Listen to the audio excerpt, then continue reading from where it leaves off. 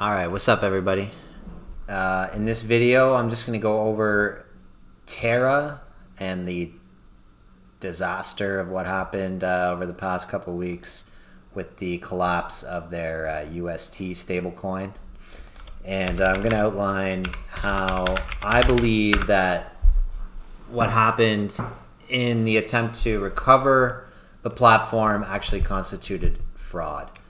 So let me just fire up the price on Terra on CoinGecko. So just a brief overview of what happened. So UST is a stable coin, or was a stable coin, and take the word stable with a grain of salt. It was a stable coin on the Terra platform, and it kind of gave Terra a reason of its existence because UST was the unique part of that whole ecosystem. And that ecosystem is just like a crypto ecosystem, what most people call a layer one. And there's lots of competing layer ones. So what made Luna stand out was that they had their own stable coin, and it was supposed to be completely collateralized by the ecosystem itself. So it kind of created this self-sustaining platform where there was Luna, which is a floating value token, and then UST, which was supposed to match the price of $1 through time. And by and large, that's what happened, as you can see from the chart here, until things went terribly wrong, and they nosedived and never got out. So what led to that nosedive was that at the end of the day, UST grew in terms of its market cap, and market cap means how many people bought and own UST. There was no theoretical ceiling on the amount of UST that could be owned. So what happened was they were offering 20% interest on UST, and so for most people that seemed like one of the better investments in crypto, especially considering how the market had been performing in 2022. Everything's been going down. So if you can put your money in a stable coin that's earning 20% interest, for a lot of people, that seemed like a slam dunk. And for a while, it was going on really well, and people were making good money, and there were some rumors or even confirmed news that the 20% interest was going to slowly decrease. I mean, people were doing the calculations and proving that it was unsustainable. But most people came to the conclusion that just meant the interest rate would eventually have to go down, that it was being subsidized in the short term by the team. But it wasn't as much of an existential threat to UST itself, most people had assumed. But ultimately they were wrong.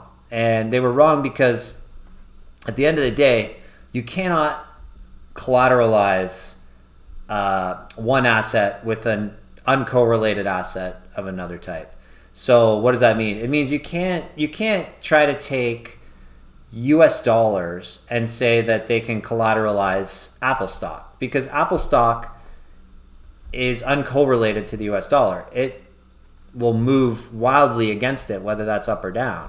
So if you try to say that, okay, I'm going to lock up a bunch of US dollars and it's going to represent, this many Apple shares, well, the minute that Apple's price changes, suddenly your collateral is not even properly backing the price of what it's supposed to be backing. Anyways, I'm getting a little off topic here. But at the end of the day, Luna was the collateral for UST, and that was all great until Luna crashed. And Luna crashed almost due to the mechanism of UST itself, and we'll go through that a little bit as well.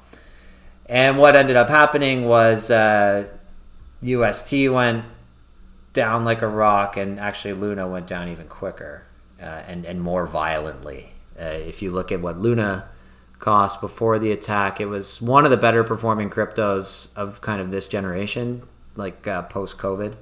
So it was trading as high as $100, and less than a month ago, it was $87 per coin.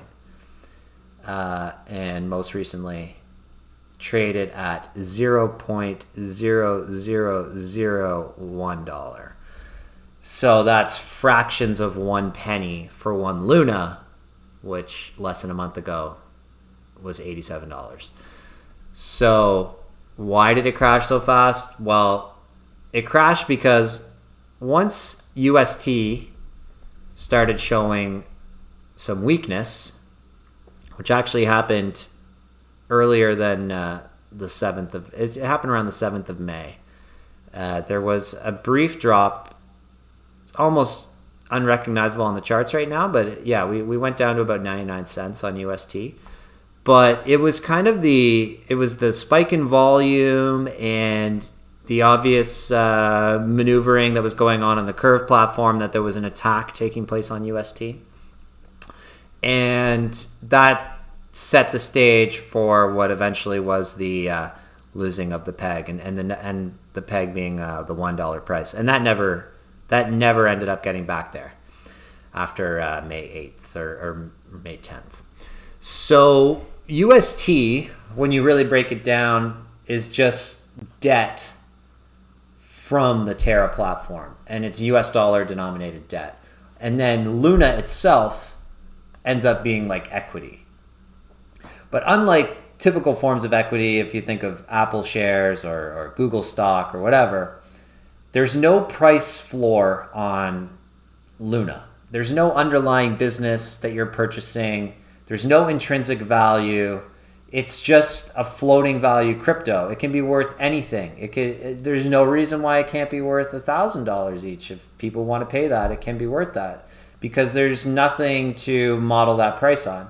Whereas with an equity, you can dilute equities, and yeah, the share price will go down, but the market cap should remain relatively unchanged if the business is unchanged.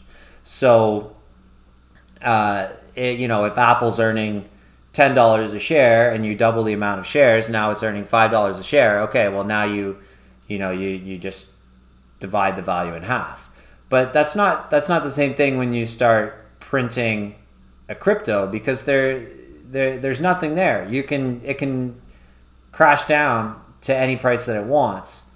It's just supply and demand based. So that's what happened here, and UST became an even bigger liability as the Luna price went down, because as Luna's going down, which is what was supposed to be the collateral for UST, now the market cap for Luna is slowly evening out with UST. I think it was around 17 billion for UST at the time. And then very quickly, Luna went down below the UST market cap, which meant that there wasn't enough market cap in Luna to cover the amount of UST outstanding. And once that threshold crossed, then it was essentially an assured death spiral. And I mean, even looking at the trajectory before that, it was pretty clear that they weren't going to be able to sell enough Luna to buy back their debt, UST, quickly enough and with enough volume to make a big enough dent in UST.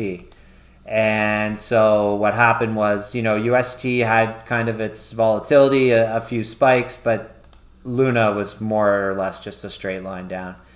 And eventually breaking the $1 point, I guess, on the 12th of May. And that was the real signal there. It was, this thing's cooked. And boy, did it get cooked.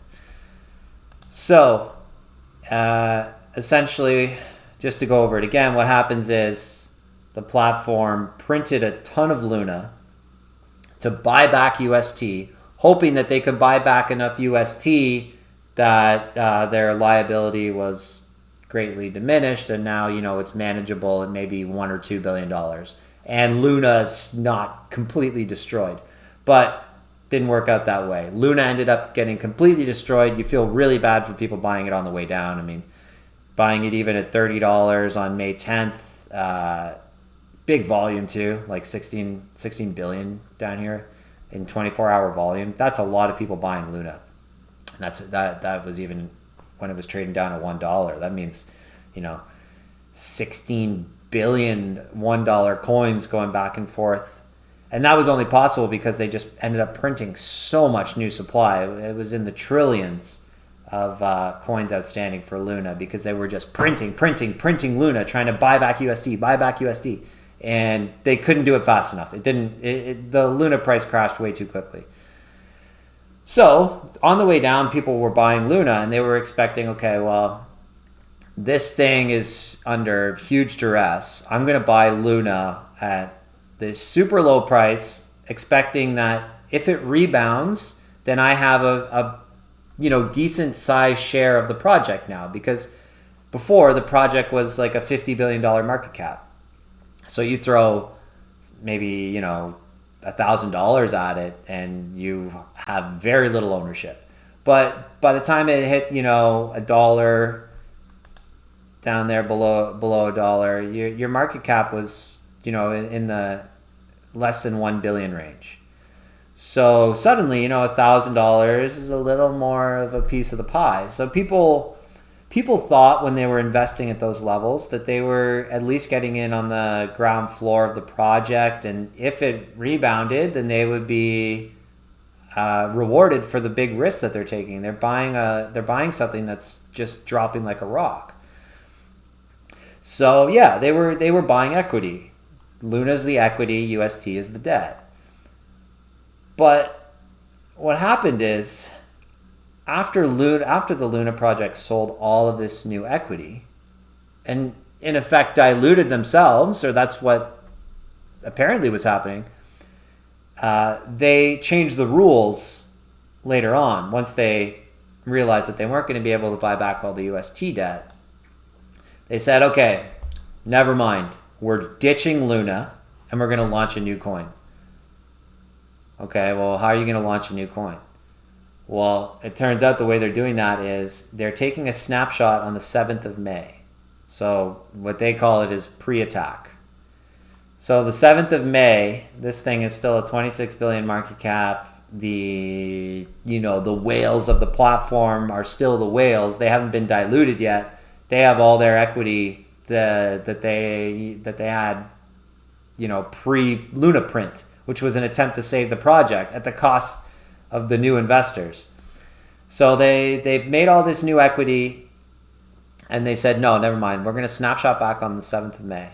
Anyone who bought after that is in a completely different class. Your Luna is not the same as our Luna. Even though it's the same ticker, there was no indication that you had different rights when you bought this new Luna. It was just a frantic time, and they diluted themselves in an attempt to save their own project. And then now all these people, ever since the 7th of May, are being told, actually, your Luna is not the same as our Luna. Your Luna has different rights. And so we're going to see exactly what I mean on this breakdown. So what happened was there's this new Luna airdrop, okay? And it goes to people who held coins at different times and different coins that they held. So 30% of it goes to the community. That's kind of irrelevant, but at the same time, it further dilutes this new Luna 2.0 project. It means that, 30% of it is not going to either old holders or new holders, and it's not going to UST holders. It's just going to the community, whatever that means. 10% earmarked for developers. So realistically, this is going back to the team mostly. So now we have Preattack LUNA holders, 35%. 35%. So that means that all those people who had Luna back in the day, before everything went to shit, they're getting 35% of this new project. Preattack LUNA holders. So, and this in itself implies the split between equity.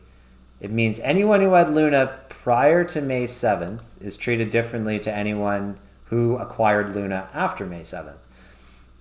And this kind of happens in a similar way with UST, although not quite as pronounced. And I think it's clear why that is. I would say the team holds a lot less UST than they hold Luna. I think most people would agree. Post-attack Luna holders, that means anyone who bought and held Luna after May the 7th gets 10% of this new Luna. So they have 1 divided by 3.5, 10 divided by 35, less, about 30% of the rights to this new project that previous Luna holders had. Well, ladies and gentlemen, that is fraud. That's fraud because there was no agreement that was put out by the team that previous Luna holders would have some sort of extra rights compared to new Luna holders. And you have to think about what was going on at the time. This project was getting smoked, and they had people come in and buy their token while it was getting smoked. And what those people were doing was essentially giving them a chance to save their project. It didn't work. It failed. And understandably, the people who invest and they take the risk and it fails, okay, understood. But that doesn't mean that they should be treated any differently from people who bought it on May 5th. They're all buying the same thing. It's a Luna token. And whether you decide to print 1 trillion new Luna tokens or not, doesn't mean that you can suddenly say, okay, well, actually, the people who had it before this print are treated differently. No, that would never work in any traditional equity market. You're talking about splitting shares into different classes, but that's not what happened. There's no multiple classes of Luna shares. There's just Luna. So that is what I think people are a little too focused on the other stuff, maybe how the project was trying to be saved or what, the Luna Foundation Guard was doing. That's a whole other story. And what constituted fraud or not. The clear fraud to me is right here. It's that they issued new equity without describing it any differently from prior equity, but now they've retroactively said, okay, anyone who purchased Luna between, anytime after May the 7th, you have different rights than people who purchased it before. And so I think that, there's going to be a lot of regulatory scrutiny on what happened here. But to me, that seems like the easiest path to proving fraud is that the team felt that they could somehow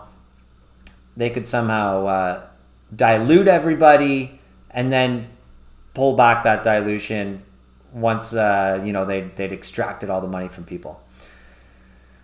So that's my view on it, and I hope that they're adequately punished for what they did here, because it really is a slap in the face to the people who, they got smoked. If you bought Luna on May the 10th or 11th, what a slap in the face. I mean, you're already diluted to hell because, the price dropped like 1,000x between now and then. But at the same time, that, okay, the people who paid even more for it back up here are fine. The people who bought it at the bottom they get a little something. But the people who bought in the middle, they're just so screwed. So, there's a lot to comb through here, and I'm sure there's other types of fraud being committed by the team. It just seems like they just saw people's money as toilet paper, and they would do whatever they could to try to save themselves. But I mean, that's just a terrible way of running a project, I don't even think it's legal in terms of financial securities and however that breaks down. So let me know what you think if you have a different view of it. But that's kind of what I think. And cheers.